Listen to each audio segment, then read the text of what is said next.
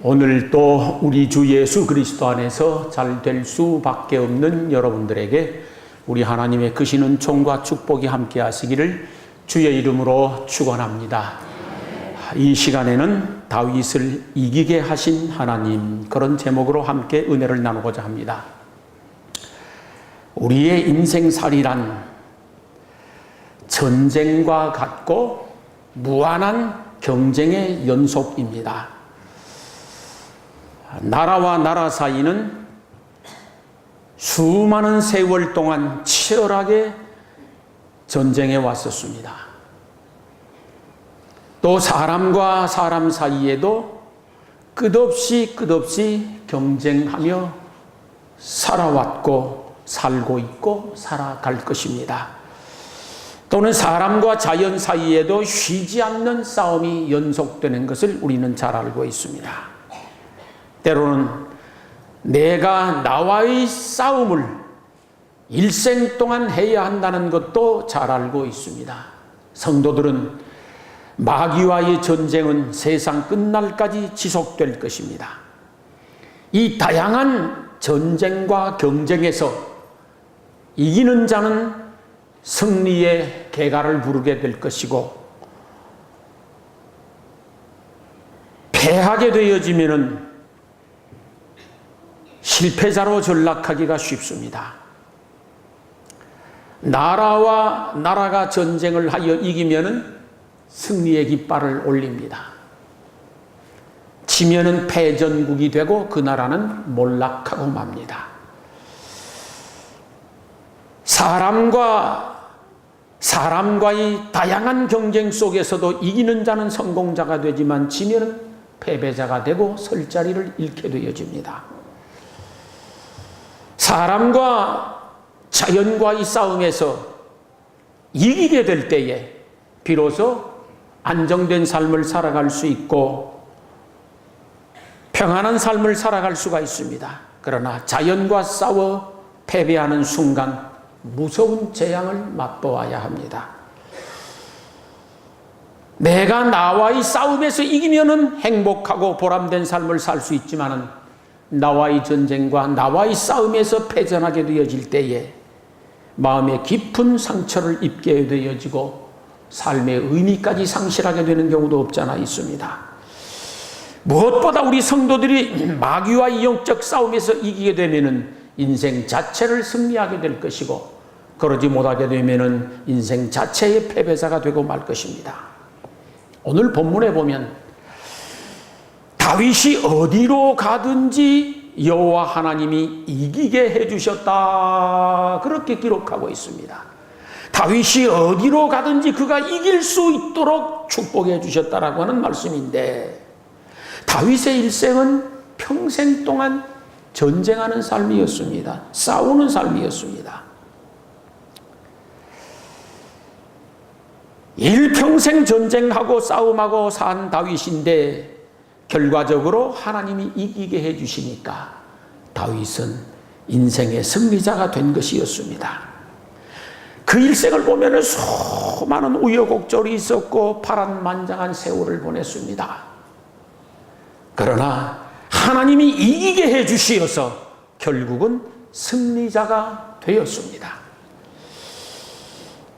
어린 목동 시절에는 양을 치면서 맹수들과 싸워야 했습니다. 그것도 거의 매일 맹수들과 싸워야 합니다. 사자와 곰들이 달려와서 양들을 잡아먹기 까닭에 그 양들을 지키기 위하여서는 곰들과 사자와 싸워야 했었습니다. 청년 시절에는 블레셋의 백전노장 골리앗 장수와 싸워야 했었던 상황을 우리가 잘 알고 있습니다. 그 장면을 보면 참 놀랍고 경이롭지 않을 수가 없습니다. 누가 보아도 이건 불가능한 싸움입니다. 어린 다윗이 골리앗 장수와 싸운다라고 하는 것은 백전백패를 뻔히 예측하고 있는 것이었습니다. 골리앗 장수는 백전노장이고 다윗은 칼 들고 싸워본 적이 평생에 한 번도 없는 사람은 아주 촌놈입니다. 골리앗 장수는 천하가 벌벌 떠는 무적의 장수인데 다윗은 별 볼 일 없는 시골 촌놈에다가 그저 양이나 치는 목동일 뿐입니다.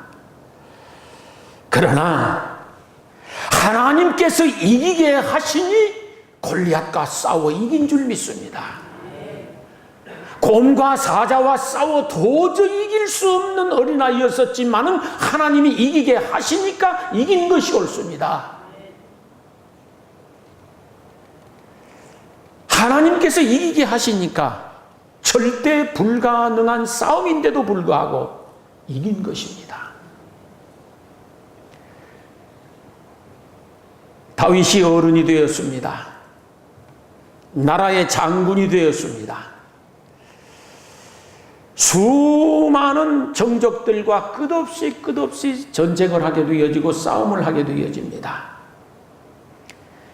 이게 무슨 1년, 2년 이런 게 아닙니다. 수십 년 동안 정적들과 싸움을 해야 했었습니다. 보편적으로 보아서는 다윗이 열세입니다. 그럼에도 불구하고 하나님이 이기게 해주시니까 결국은 다윗이 승리자가 된 줄로 믿습니다. 그리고 그의 말년은 정말로 평안했습니다. 그의 말년은 참으로 행복했습니다. 그의 말년은 누가 보아도 부러워할 만큼 아름다운 삶이었었습니다. 그래서 다윗은 이스라엘 최고의 성군이 되었고 가장 존경받는 인물이 되었습니다. 이스라엘 국기가 지금도 다윗의 별이라는 것을 보면은 이스라엘 백성들은 다윗을 그만큼 존경하고 있다는 뜻입니다. 다윗의 일생을 보면은 언제 어디서나 하나님이 다윗 편이셨습니다. 고난도 많았었고 시련도 많았었고 고통도 많았었지만 그러나 그럼에도 불구하고 하나님은 다윗 편에 서 있었고 살아가면서 수없이 많은 사람들로부터 미움도 받았고 배신도 많이 당했습니다. 죽을 고생도 많이 했지만 그럼에도 불구하고 하나님은 다윗 편이었었습니다. 지내놓고 보니까 그걸 깨닫게 됩니다. 한때 한 나라를 통치하던 왕이 배신을 당하여서 거지가 되었습니다. 한 끼 밥을 구걸하는데 그것조차도 여의치 아니하여서 굶주리고 헐벗어 했었던 비참한 지경까지 추락한 적이 있었습니다. 그러나 그때도 하나님은 다윗의 편이었습니다. 인생에 험산줄령이 많았었고 가시밭길도 많았었습니다. 참으로 우여곡절과 파란만장한 인생이었었지만은 그럼에도 불구하고 하나님은 다윗의 편이셨습니다. 그래서 결과적으로 그가 승리하게 된 것이고 이기게 된 줄로 믿습니다. 여러분들이 인생을 사시면서 오해 없기를 바랍니다.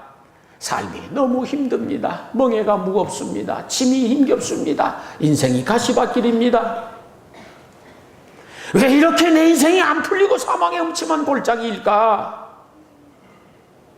그러는 가운데 하나님은 혹시 나를 버리셨는가 보다. 하나님은 내 편 안 되어주시는가 보다. 그렇게 오해할 수가 있는데 그게 아니었습니다. 하나님은 어떤 경우에도 그 사랑하는 자녀들의 편에 서 있음을 기억할 수 있기를 소망합니다. 여러분의 미래에도 다윗 같은 믿음만 가진다고 하면 하나님은 일평생 동안 여러분의 편이 되어 주실 것이고 결과적으로 여러분이 어디로 가시든지 이기게 만들어 주실 것을 믿습니다. 그러면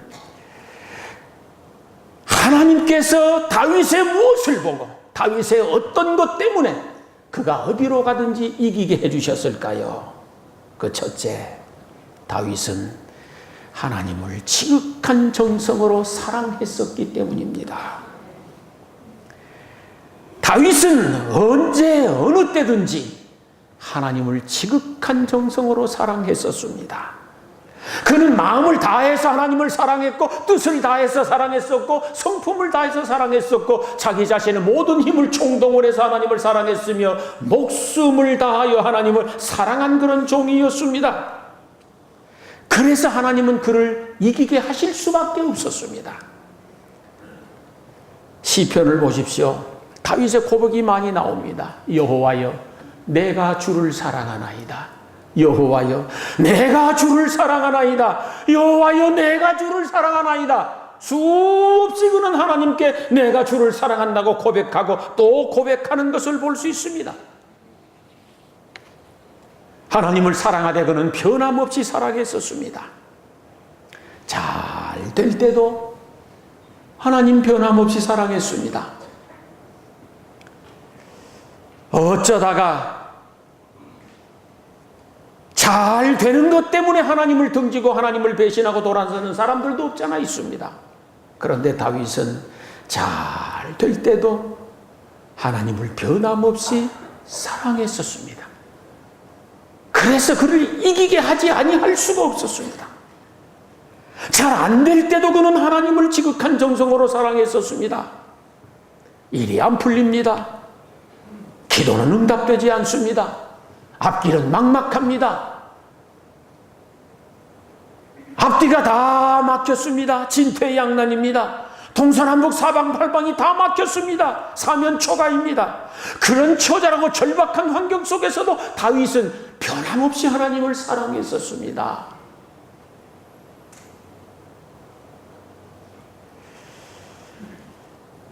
고대광실 높은 집에서 천하를 호령하던 그때에도 사망의 음침한 골짜기에 추락해서 절규하던 그때에도 그는 변함없이 하나님을 사랑했었습니다. 한때 밧세바의 사건으로 인하여서 큰 죄를 지었습니다. 그러나 다윗의 중심에는 하나님을 사랑하되 변함없이 사랑하고 있었습니다. 그런 면에서 다윗과 베드로는 비슷한 부분이 많이 있습니다. 베드로는 한때 예수님의 수제자이지 않았습니까? 예수님으로부터 가장 사랑받는 제자였습니다. 어느 날 만찬석상에서 예수님이 청천벽력 같은 말씀을 하십니다. 오늘 밤 달기 울기 전에 너희가 나를 부인할 것이라. 다 나를 버릴 것이라. 이때 베드로가 아니 주님 무슨 말씀을 하고 계십니까? 다 주님을 부인한다고 해도 나는 주님을 부인하지 아니할 것이며 내가 죽을지언정 주님을 버리지 않겠습니다. 호언장담했습니다. 그러나 일신의 위기가 찾아오자 순간 예수님을 부인하지 않습니까? 모른다고 부인하는 정도가 아니었습니다. 예수님을 욕했습니다.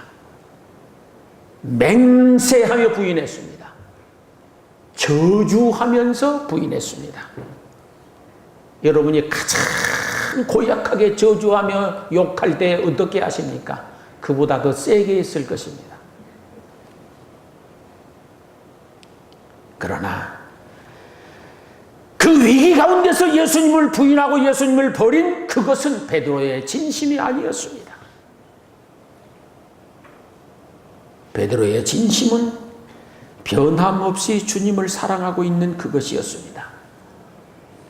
예수님이 베드로를 찾아오셔서 묻습니다. 요한의 아들 시몬아 네가 나를 사랑하느냐? 요한의 아들 시몬아 네가 다른 사람들보다 나를 더 사랑하느냐? 염치 없는 베드로가 할 말이 없습니다. 예, 내가 주님을 사랑하는 줄 주께서 아시나이다. 내가 주를 사랑하는 줄 주께서 아시나이다. 그것이 베드로의 진심이었습니다. 그리고 베드로는 순교의 피를 흘리고 장엄하게 천국을 갑니다. 다윗도 마찬가지입니다. 비록 그가 하나님 앞에 바로 서지 못한 경우가 있었고 죄를 범하는 경우가 있었지만 그는 변함없이 하나님을 사랑했었습니다.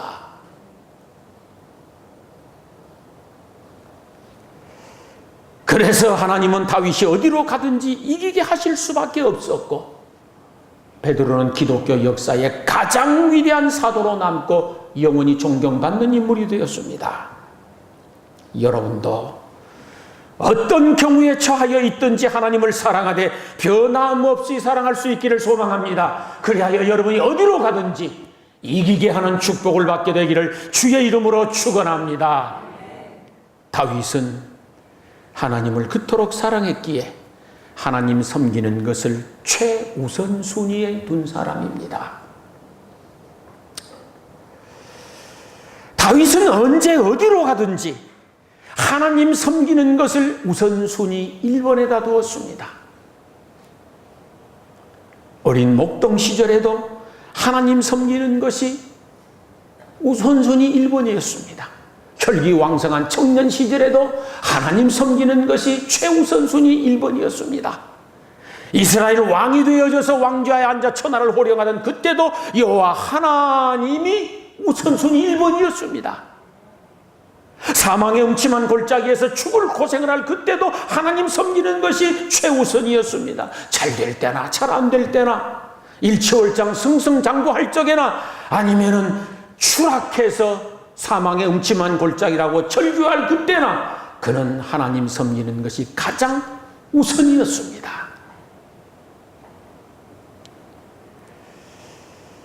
그래서 하나님은 그 다윗을 보고 어디로 가든지 그가 이기게 하실 수밖에 없었습니다. 우리나라에서 변호사보다 더 인기 있는 직업이 변리사라고 들었습니다. 국내는 물론 국제적으로 특허나 저작권이나 상표권 보호를 해주고 법적 분쟁 관계를 해결해 주는 일을 변리사가 한다고 하는데, 직업이 그러다 보니 활동 무대가 국내에서 머무는 게 아니라 국외까지 이렇게 국내외적으로 한다고 하는데, 조현석 장로님이라고는 분이 지금 계십니다. 지우 국제특허 법률사무소 대표 변리사입니다. 이분이 평신도 시절에 변리사 사무실을 차린 지 얼마 되지 않아서 외국인 고객을 맞이하게 되었다고 합니다. 외국인 고객을 대접하면서 상담하기 위하여 좋은 음식점에 갔습니다. 그런데 그날이 수요일인 것입니다. 상담이 늦어지고 수요일 저녁이 지금 되었습니다.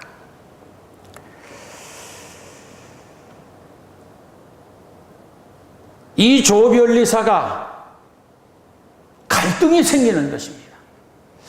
지금 수요 예배를 드리러 가야 되는 게 주일이 아닙니다. 지금 수요 예배를 드리러 가야 되는데 일을 어찌해야 되느냐, 고민이 생깁니다. 만약에 이 고객을 놓치게 되어지면 10억 이상의 손해를 보아야 한다고 합니다. 10억 이상의 손해를 보아야 되는데 10억을 포기하고 이 사람과의 상담을 끝내버리고 수요 예배를 참석해야 할 것이냐, 10억을 벌어들여야 할 것이냐 고민을 했습니다. 그런데 그렇게 고민하게 된 원인이 있었습니다. 그가 변리사 자격을 따기 전에 하나님께 간절히 기도하기를, 하나님께서 나에게 변리사 자격을 따도록 축복해 주시면 나는 모든 공중예배에 빠짐없이 참석하겠습니다 라고 기도를 했습니다. 소위 서원 기도이죠. 그래서 고민이 된 것입니다. 지금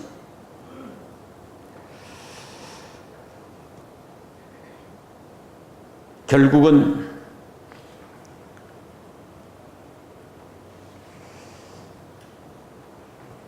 그 자리를 박차고 나왔습니다. 그 고객을 포기한 것입니다. 고객을 포기했다라고 하는 것은 10억을 포기했다라는 것입니다. 그리고 수요 예배에 달려갔습니다. 그리고 성전에 엎드려 기도를 하는데 통곡을 하면서 기도를 하는 것입니다. 그가 그렇게 통곡하며 가슴을 치고 울었었던 것은 10억이 아까워서가 아니라 돈과 하나님과 비교를 했다는 것 자체가 분통 터져서 그랬었다라는 겁니다.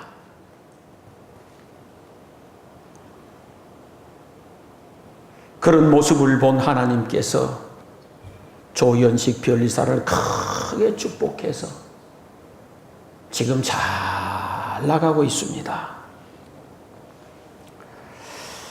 우리는 다윗처럼 하나님 섬기는 것을 가장 우선순위에 둘 수 있어야 합니다. 그때 다윗이 어디로 가든지 이기게 하신 그 하나님께서 여러분에게도 어디로 가든지 이기게 축복해 주시리라 믿습니다. 다윗은 하나님을 절대적으로 믿고 의지했습니다. 그래서 하나님이 이기게 해주실 수밖에 없었습니다. 다윗은 하나님 아니면 죽을 사람이거든요. 어디 가서 무엇을 하든지 하나님만 믿고 하나님만 의지하며 하나님만 바라보고 사는 사람이었기 까닭에 하나님이 그를 이기게 하지 아니하시면 그는 그 인생 자체가 패배자가 될 수밖에 없었습니다.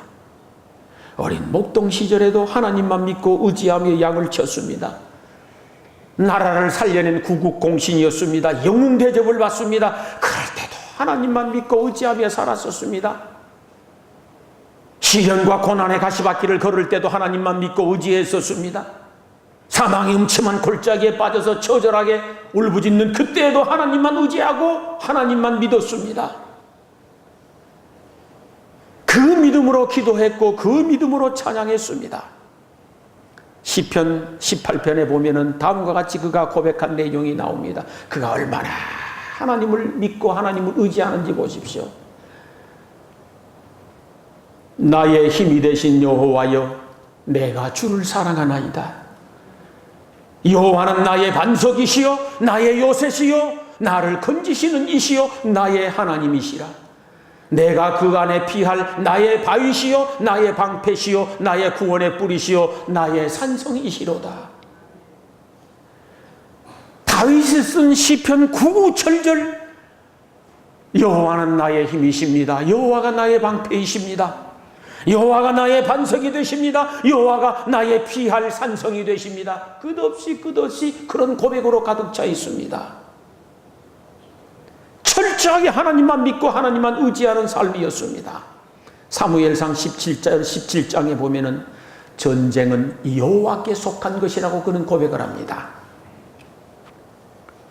다윗이 생각하고 있는 것은 나라와 나라 사이에 전쟁하여서 그 승리하는 것도 하나님께 속한 것이고 사람과 사람과의 경쟁에서 승리하는 것도 하나님께 속한 것이고 사람과 자연이 싸워 사람이 이기는 것도 하나님께 속한 것이고 모든 것이 하나님께 속한 것이라고 그는 믿었습니다. 그래서 하나님만 믿고 하나님만 의지하며 하나님만 바라보고 살았던 것이 옳습니다. 여러분 모두 다 하나님만 믿고 하나님만 의지하며 삶으로 말미암아 하나님이 이기게 해주시는 복을 받게 되기를 축원합니다.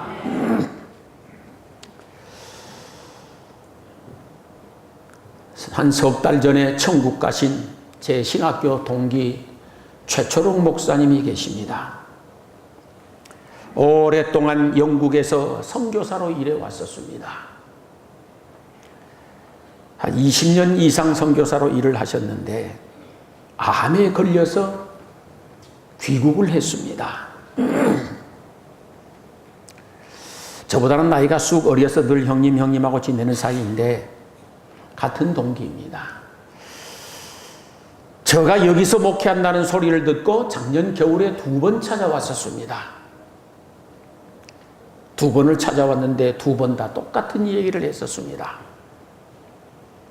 눈물을 흘리면서 분해 죽겠다는 것입니다. 형, 나 분해 죽겠어. 그래서 제 생각에는 평생 동안 주의 복음을 위하여 헌신하고 몸바쳐 일해 왔었고 외국에 나가서 죽을 고생하면서까지 그렇게 주님을 위하여 하나님을 위하여 헌신했었는데 이게 암이 걸려가지고 죽게 생겼으니 이게 억울한 일이지 않겠는가, 그렇게 저는 생각했었습니다. 그래서 내가 왜 그러냐고 물었습니다. 제 마음을 너무도 감동시켰습니다. 형, 그래도 내가 목사인데 하나님보다 약을 더 믿었어. 그러면서 우는 것입니다. 그래도 내가 목사인데 하나님보다 약을 더 믿었다는 것입니다. 그게 분통 터져 못 살겠다는 것입니다. 뒤늦게 깨달은 겁니다. 내가 죽고 사는 것이 문제가 아니라 하나님보다 약을 더 믿었다는 것이 나 억울해. 그러면서 제 사무실에서 울었습니다. 가슴이 너무 뭉클했었습니다. 우리는 이 세상의 그 어떤 것보다 그 누구보다 하나님을 더 믿으셔야 됩니다. 다윗은 그랬습니다. 하나님을 믿는 그 믿음으로 치료하고 그 믿음으로 약을 쓰고 그 믿음으로 꿈을 키우고 그 믿음으로 삶을 살아가는 것이 우리의 삶인 줄 믿습니다. 그럴 때 하나님께서 필요한 사람이 있으면 붙여줄 것이고 필요한 길이 있으면 열어줄 것이고 이기게 하는 복을 주시리라 믿습니다. 결과적으로 다윗은 하나님 마음에 맞는 사람, 합한 사람이었습니다. 누구든지 하나님 마음에 들고 하나님 눈에 들고 하나님 마음에 합한 사람 되어지면 하나님이 이기게 해주시리라 믿습니다. 그러나 하나님 마음 밖에 나고 눈에 나면 이기기는커녕 패배자로 전락할 수도 있습니다. 사도행전 13장에 보면은 내가 이새의 아들 다윗을 만나니 내 마음에 맞는 사람이라 내 뜻을 다 이루게 하리라 했습니다. 하나님 마음에 맞고 하나님 마음에 들고 하나님 눈에 들면은 하나님께서 이기게 하시는 복을 주실 줄 믿습니다. 다윗은 그 일생에 수많은 시련이 있었습니다. 고난이 난무했습니다. 비참한 지경에 추락하기도 했었습니다. 참으로 비우는 세월을 오래도록 보내기도 했었습니다. 그러나 그 어떤 경우에도 그는 여호와 하나님이 1번이었습니다. 하나님만 믿고 의지했었습니다. 그래서 하나님 마음에 들 수밖에 없었고 하나님 눈에 들 수밖에 없었습니다. 그래서 결과적으로 이기게 하는 축복을 받아내었으니 저와 여러분들도 하나님 마음에 들고 하나님 눈에 들어서 어디로 가든지 이기게 하는 하나님의 축복을 받게 되기를 주의 이름으로 축원합니다. 성경에 나오는 수많은 사람들을 보십시오. 하나님이 이기게 해주신 그 사람들은 다 동질성이 있습니다. 때로는 하나님을 마음 아프게 해드리는 경우들도 있고 하나님 마음을 상심시켜드리는 경우들도 있었지만 하나님 제일주의로 산 사람들이었습니다. 아브라함도 이삭도 야곱도 요셉도 다윗도 다 마찬가지입니다. 때로는 하나님 마음을 섭섭하게 해드리는 그런 경우도 있었지만 변함없이 하나님을 사랑하는 자들이었습니다. 때로 인간적 방법을 쓰기도 해본 사람들이기는 하지만 그럼에도 불구하고 그들의 본심은 하나님만 믿고 하나님만 의지하는 믿음의 사람들이었습니다. 한결같이 하나님 마음에 들고 하나님 눈에 드는 그런 구석이 많은 사람들이었습니다. 그래서 하나님께서 그들을 이기게 만들어 주셨습니다. 사랑하는 성도 여러분,